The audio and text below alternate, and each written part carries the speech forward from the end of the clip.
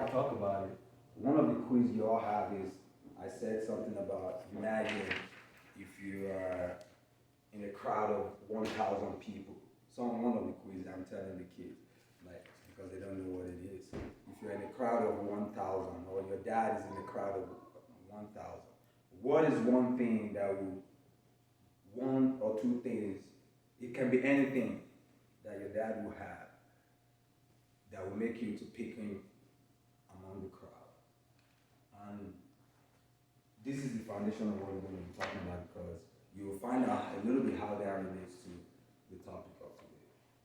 And before I get started, I understand that most people in life, I mean, even our kids, right? I don't think anybody feels like being stagnant in life is a dream that anybody, you know, anybody wants. Is there anybody that believes like being in the third grade for 10 years is a good thing? No. Awesome. Of So course not. I don't think so. Even the kids know that, right? None of you want to be in the third grade. And that's one of the things I'm going to be talking about today, how we can move forward in life and make impact wherever we are and making like leaving a mark. So today's teaching, one thing I want you to focus on today, because I want to make sure I really touch this, is the reason I wrote this down is when you leave this place, just maybe my goal is for you to be thinking about you have, everybody here has a gift hidden inside of them, but you have not used them yet. And that gift that I'm talking about is your DNA, is what sets you apart. And thinking about how you can harness those gifts and bringing it out to impact your life is what I want you to get out of this. So I'll go further right now to kind of like talk about what I'm going to be talking about today, overview, so that you guys can have a little bit of picture of what I'm going to be talking about. I'm going to be talking about today the two categories of people with dreams and gifts. And on that one, I'll touch on these two topics. Then the next one is I'll be talking about three positions in life. The reason I'm showing yours for you, I said this part is geared towards you, so you have to pay attention, all right? Because I'll be asking you questions. Then the second, phase is three positions in life. I describe them as where we are in life, so that's why I call them environment. You might find yourself in the midst of friends. You might find yourself in the midst of, co-workers or whatever you are in terms of your dream. That's why I call it environment. It's position itself, three positions. So, and I'll be going to how to create a life of greatness. Everything I'm talking about today comes out of Isaiah 60 and Proverbs 18, verse 16 to 17. So before we get started, I would love if somebody can open Proverbs 18, verse 16 to 17 and read it for us. Read the New King James Version. It talks about gifts.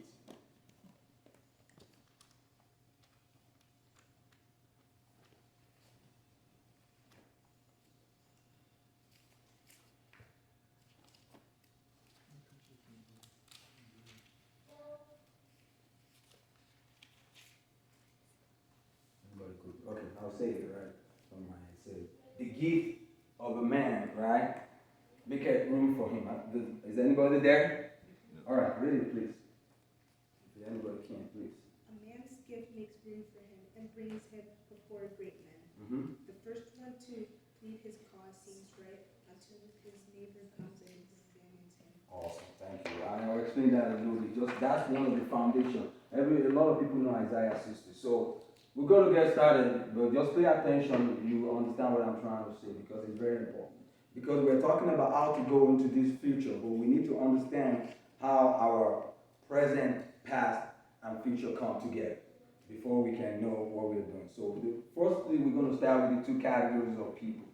When it comes to dreams, gifts, and people, that I describe what there are two categories of people in life. And those two categories, number one of them is those who know their dreams. Think about people like Joseph. Everybody know the story of Joseph, right? Yeah. So Joseph was one of those. He had a dream. Who gave him that dream? God. Awesome, thank you. So that's the first thing. Even though in life, most people don't know you. We talk about the Bill Gates. We talk about the Elon Musk, we talk about a lot of things, then the owner of Amazon, most of them don't know because what they discover is they have something. Some of them left school, some of them finished school, but they are part of this group. And like I said, everything boils down to Isaiah 60, which is light, right? Everything I'm going to talk about came from light. They are light, all right? So, and those people are the ones we hear, when they have something, they will say, oh, what do you want to be in life? They know, I think I'm going to be this. They know, just like Joseph, right? So, the second part, and anybody guess, what the second part is? No, the second category of people. Yeah. Thank you. It's as simple as that. Those who don't know. And in that category, you'll find some people that they have no idea what to do in life, right? And we see that a lot, right? People walk around life.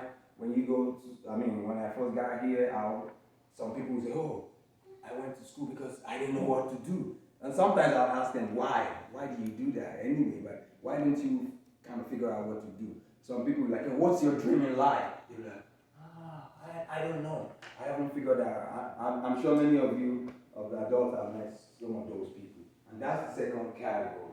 And the reason why those two categories are important, we'll find out when we get to life. Does that make sense, right? So what are the two categories of people in life? About dreams, about, gifts? The ones that know and the ones that don't know. Is that clear, right? All right. Now, let's move to the three types of positions in life. Personally, I call them like environment. And there's a reason I call them that.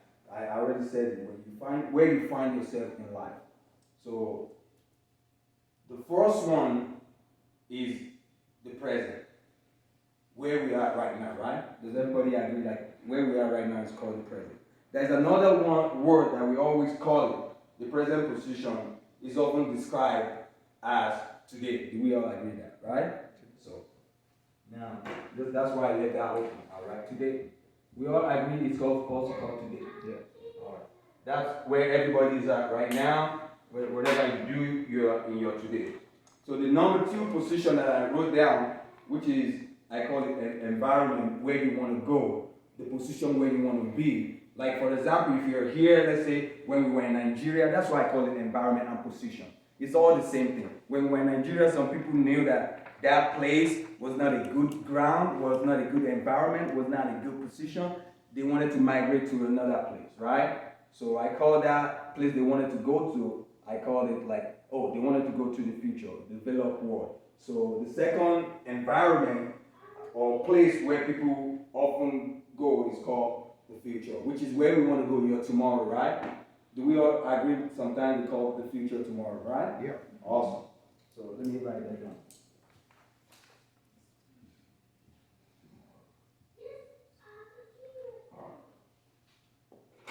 So now I know everybody can guess, the top part, right? So this is where most people believe. The second part, let me go back, is where most people believe their dreams are, right? If they want to achieve it, they do know how to say, okay, my dreams, where everybody wants to go. They think their dream is waiting there for them in the future. That's why it's called future and tomorrow. And I'm sure you all agree with that. So, the third position, which is very simple, the past. I'm sure everybody heard a statement that says, the reason why the rear view mirror is smaller than the windscreen of a car is because, your past, it has nothing a lot to do with your future. So the past can also be described as what? Does everybody know what we call the past? Thank you. Yesterday. So can anybody tell me? This is why I say this is going to be a little bit of interaction. But this is one for the adult, and I'm going to speed up when I get there because it's very important. And I'll link this one with that. So your yesterday, which one? And I'll ask somebody. I'll call somebody. Which one would you say is the most important? Is most critical out of these 3? Let me see. Anna. Which one is, and you tell us why. Which one is the most important in the 3 positions in life? I think it's future because that's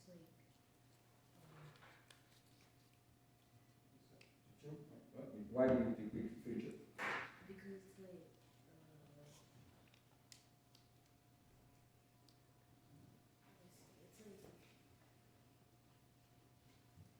Like where everybody wants to go, right?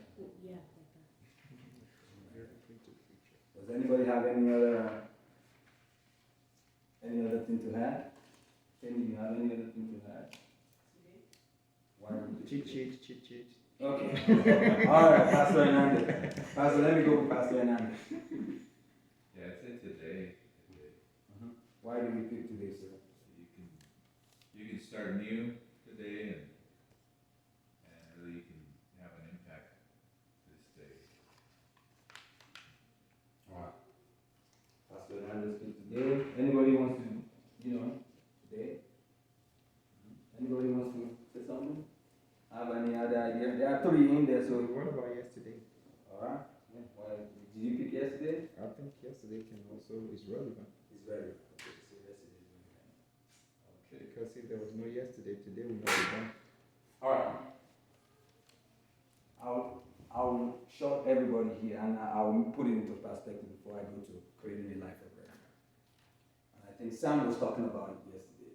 Pastor Hernandez was right. But in the way I see it, this is one of the things when Sam gave me this topic, and I was like, how could you prepare for an uncertain future? We've been talking about last 2 years, we talked about the storm. I said, but it's not possible. Then God showed me something. He said, man, there is no tomorrow. When God created heaven and earth, right? We all know that. Did He create tomorrow? Did He create yesterday? He created those days and just named it first day for it. He only created today. What that means, God kind of told me, this is one of the things. He told me these, and I'll get there. He said, within today lies your past and the future. And I said, what does that mean? He said, be mindful of each day.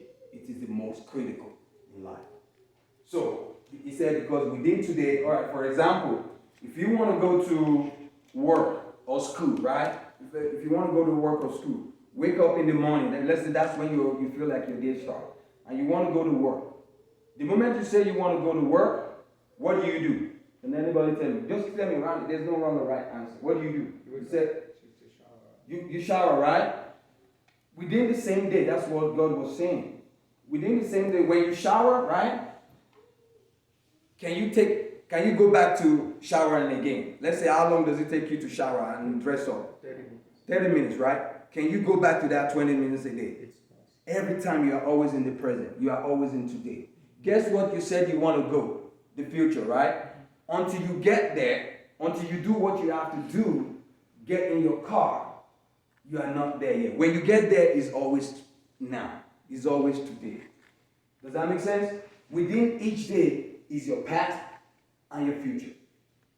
Whenever you decide you want to do something, that's when you create that future.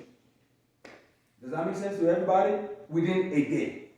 The next day when you step into it, it has become past. The 1 hour you just spent showering, it has become past in one day. Then when you wake up the next day, it's the present all the time. Has anybody ever gone to the future? Right? Has anybody ever decided they want to do something tomorrow and they are right now and that thing happens? Nobody has ever been to the future. That's why some of those things are called dreams. That's why who gives dreams? He's the only one that knows the future. That's what that means. He's the only one that can decide something for you and take you there. Sometimes some people will call it vision. They call it dreams. Alright? So, but today, be mindful of today, because within your today lies everything. If you don't invest in anything today, do you think it's going to yield dividends tomorrow? No. And when tomorrow comes, you decide you're going to invest tomorrow and another future. If you don't do it, you have to get to that time to do it. And once you do it, it's still called today. So I want you all to know that's why most people will plan their day, they will plan everything, and they will go into the next one. Somebody asked me when I was sharing this, and they was like, what if something happens? I said, that time when, whatever, let's say you're going to work, you plan to go to work, you get to an accident, side, something happened, you're still in the present. That's when you find out the next thing to do. You can never jump into the future and you can never go to the past. You're always in the present. And that's when you plan what you want to do. Then you work after it. Does that make sense? Yeah. Alright. So, one of the things I also want to talk about is now, with all this being said, right? Past, present, and the future. So what do we do today? Once we know today is very important, what do we do today to create a life of relevance? That's it, planning. But how do you plan in an uncertain future? How do you plan? That's one of the key things that I struggle with. Then something came to me, it's called light. And the light says to me, the same answer is in Isaiah 60. Arise and shine, right? For the light has come. But somebody was talking about wisdom is the principal thing yesterday, right?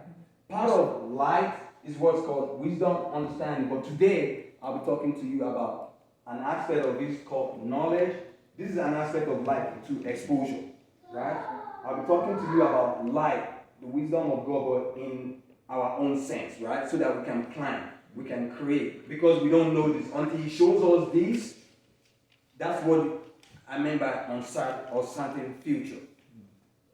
What do you do when the future is uncertain? You don't know what to do in the future. Then you have to have knowledge of these two things. Two categories of people and the three environments. Meaning, you have to have the knowledge of who you are and where you are. Does that make sense? Mm-hmm. Those who don't know who they are, what do you think happens to them? They got lost. That's one of the things I write down. That's why you see confusion, anxiety. Because number one, I always say this jokingly to some people. I heard it from somebody, but I said it's true. Confusion, anxiety. They don't know who they are. They don't know what they are in life. It's called confusion, anxiety. I always say this to maybe African mechanics and pastors, I always say sometimes some mechanics, right? You all know what mechanics. In America, they're smarter than some pastors. And what's the reason why? Let's say when a vehicle is damaged, right, to the point that a mechanic can't fix it, what does he do? He or she do? What do you think he do? Who does he contact? Even for parts, he goes to the manufacturer. But here we are, yesterday at work, I thought about this. I was trying to fix people who don't know who they are, who don't even know where they are in life. So that's why I said some mechanics, they go to the manufacturer. So we're trying to fix them. We're trying to do everything. We find out we do everything we can. It's still not fixed. We too were depressed. They are depressed because, but why don't you refer them to the manufacturer who can show them who they are? That's where I get that from. Every time in life, you have to have the knowledge of these two things that I mentioned. Do you know or you don't know? Alright, this is where I'm going again. What do you guys think? Is it okay to not know? To be among these people? I don't know my dream. Is it okay? For some time, not forever. For some time. And I'll tell you why. It's this one in life is even important. If you are in this category, you even have advantage over some of these people. Some of these people, they have somebody who's guiding them, their mindset, but this person, it has its advantage. And when we get there, I'll talk about that. Alright, so we all know why I taught this, right? Because you have to have a knowledge of this and this. You have to know where you are and what you are planning for the future. If you don't know where you're going, there's no way to get there. Does that make sense? Alright, so that's as simple as that. Because I said this what I'm teaching today is very simple, but it's not something that we think about. It's not something that we think about every time. Alright, now let's talk about after you have the knowledge of who you are. Let's say I want to go to college, right? I know I don't have education, right? That's what it means. I want to go to college. Then you have to pick something. That's why I gave you the example 1 in 1,000. I'm sure some of you have that thing. 1 in 1,000. You have to pick a field of life. I'm not sure if everybody kind of gets that. You have to pick a field of life. You cannot walk around, if you are among these people, you cannot walk around life and not pick something. Because you don't know, right? You know, like, you don't know. So pick something. And I'll talk about a little bit of the advantage of doing this. When you pick something. In life, I have a story, not a story, I was watching a girl from UTEP. Her name is, what's her name again, Timmy? Toby Lauber. She graduated in UTEP, right? This lady, actually she came from Africa and she came to school. She didn't know what to do. She was trying to struggle and somebody said, hey, what sport do you want to play? We normally play sport here. Back in Africa, you just go to school. Sport is not one of the curriculum, right? So they said, what do you want to do? She said, I don't know. Well, I know how to run a little bit. They're like, oh, maybe soccer. They registered because soccer is easy. Everybody can run around. So they put Toby in soccer. But the advantage of picking a field is, this is what I said. After God showed me this. A gift of a man's gift, make a room for him. If you don't pick a field in life, I call it field, or sometimes I call it marketplace. Because life is like field, is like marketplace. If you don't pick a field in life, you will not be able to shine your gift. Anyway, you don't even know if you want to go to school. You don't even know what to register for, right? So you have to pick a field. But guess what? One of the things I always say. That field, that's why I say 1 in 1,000. You pick a big field. That means your dream has to be bigger than you. That's what it means. So she picked a field and said, I want to play soccer. This is one of the advantages of when she started playing soccer. You know, every day. That's why every day you have to go to practice, right? While you pick a field, let's say I pick a field, I want to be something. Anything. Just think of anything, guys. But let's say for me, I say, hey, I want to be a doctor. A doctor. Once you pick that field, don't forget, when I said when you wake up in the morning and you think about going to work, I said you just created a future, right? I said that. When you pick a field, that means you've just created a future for yourself. Because you are one of those you don't know. You are not among these people, so you can do that. When you do that, you created a future for yourself. Then how do you walk into that future? Just like you take a shower, so you have to be on the field. There are some people that are playing on that field already. So when Toby was on the field, she was running around playing soccer. She didn't know how to play. She was running around. Then guess what happened? She gained cardio. Because she was practicing every day. She gained cardio. Then somebody standing on the sideline, one of the coaches. There was always a coach on the field. There's another one standing on the sideline. Then the other coach standing on the sideline said, this lady could run. So out of picking a field and being on the field, somebody discovered her. That's where, even for these two categories, those who know and those who don't know, it's very important to have a mentor. Those who know that. That's why they know. They know their dream, so they know where they're going. So they already know those who are already in their future, that's those who are going to be their mentor. If you want to be a mechanic, if you want to be a doctor, you can have a carpenter as your mentor. So this coach saw Toby and said, this lady can run. He picked her outside, oh, you shouldn't be playing soccer. Then he trained her, and she started even doing orbits because she has long legs, she could jump. I think she came third or something, and she won she went to this just recently completed Olympics, and she won something from nowhere. And that's the importance of, for those who don't know, to pick a field. Those who knows to find a mentor in their field. You got to do that. Because the future you are going, there's always, maybe I can't pick on any percentage, there's always a probability that somebody is there before you. There's always. Alright? Does that make sense? So pick a field. When you discover who you are in this category, pick a field and be on the field. Now, the law of exposure. For adults, this is very important. The law of exposure. The law of exposure means shine your gift. Somebody asked me, how do you know your gift? We'll get there. But what I mean by the law of exposure is any field. Life is a marketplace, I said that. Life is like a field, right? Wherever you find yourself in life, wherever you find yourself in this world, right? you have to make sure you're contributing something. I always tell somebody, when we go out at work to the gym, if we want to spend 1 hour, I'll tell them, I don't come here to talk for 1 hour. I don't. If I go practice, I want to make sure I learn everything I can. Out of committing yourself to that thing is where you can find your gift.